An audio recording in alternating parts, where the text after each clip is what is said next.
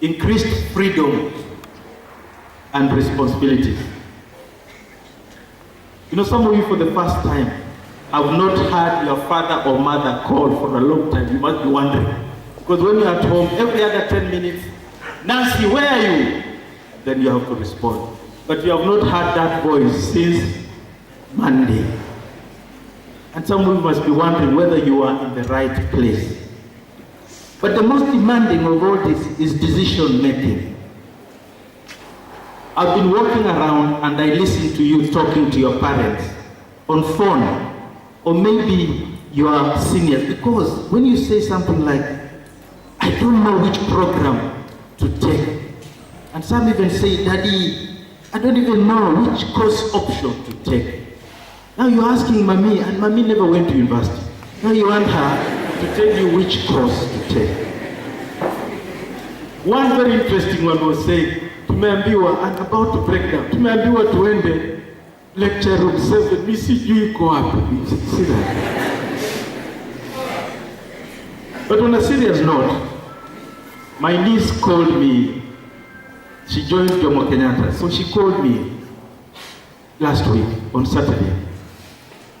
But she didn't say anything, so I wondered why. Then later she spoke to her mother and said, I called Uncle to tell him something, but I got embarrassed. Do you know what she wanted to tell me?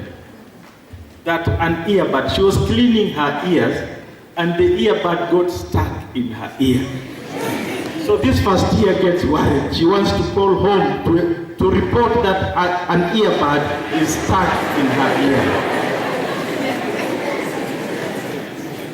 So don't allow yourselves to be overwhelmed. Take things in your stride, one at a time. You must be on top of things. Don't walk so timidly, as if you have been taken to a slaughterhouse. Walk with confidence. Seek assistance. You see these deans you saw here. Your best friend in this institution is going to be your dean. Your closest buddy in this university is going to be your head of department. If you don't know those people and you don't seek guidance from them, my friend, you are lost. These are the people who are going to read your names during graduation. They are the ones who decide whether you've passed or failed. Because they're the ones who process your marks and they know. They are the ones you're going to come to for recommendations or letters of reference. So mark those words and mark them seriously. There's one dean I've not mentioned who is very critical in your lives, 24 hours per day. The dean of students. The dean of students must know you personally, and you must know her personally.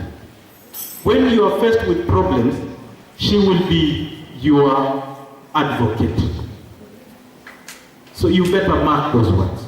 Then number two, a number of you here have come from backgrounds where you had your own, a bedroom to yourself, sometimes self-contained bedrooms. Now when you come here and you're sharing a room, you know, it becomes, you cannot comprehend. Unapigia mzazi simu naambia sahi ni aje. What's all this? You can't comprehend. But that should not weigh you down. You should accept that as a blessing. Why? This is the opportunity now for you to make friendship, and sometimes lasting friendship, to bond.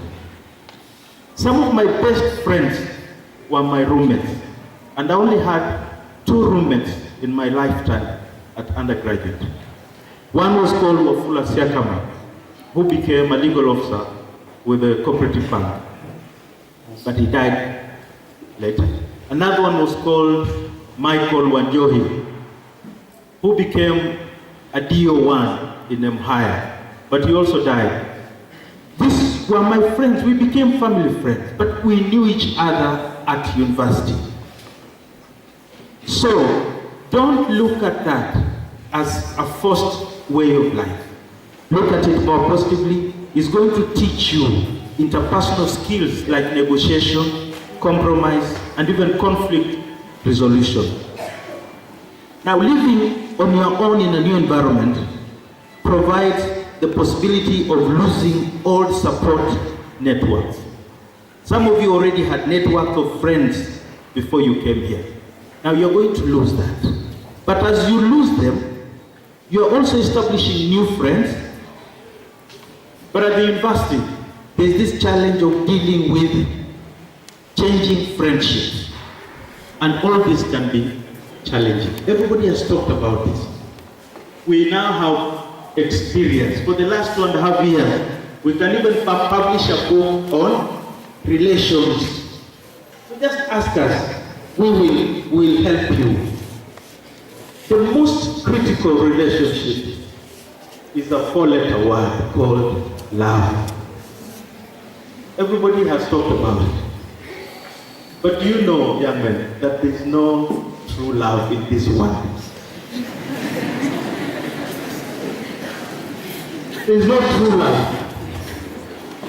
And there's a book I'm reading, it's called Less Stress by Julia Melgona. She says, pure love, much as it is an indisputable positive emotion, is only given for convenience.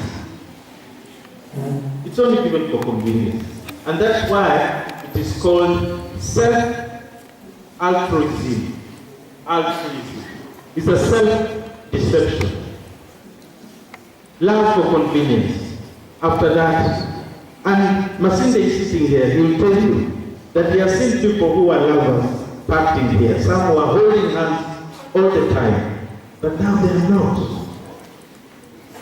But then, what we are saying here is that it's of benefit to have a special friend, to have a confidant. There's nothing wrong with loving, but remember that that love might not be permanent. So, what do I suggest? I suggest that you must always be cautious.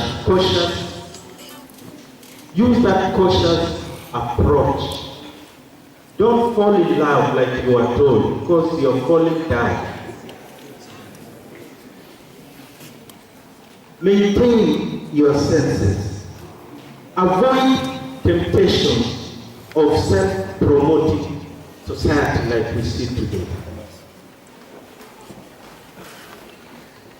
So have friends, but be careful in your choice of friends. Don't be selfish. When you have been sent some money through M-Pesa, you disappear from your friends and you switch off your phone. They can't reach you.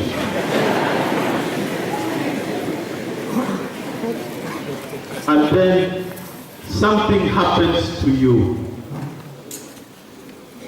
And now Dean of Students is running around. The principal is running around to look for an adult who has vanished.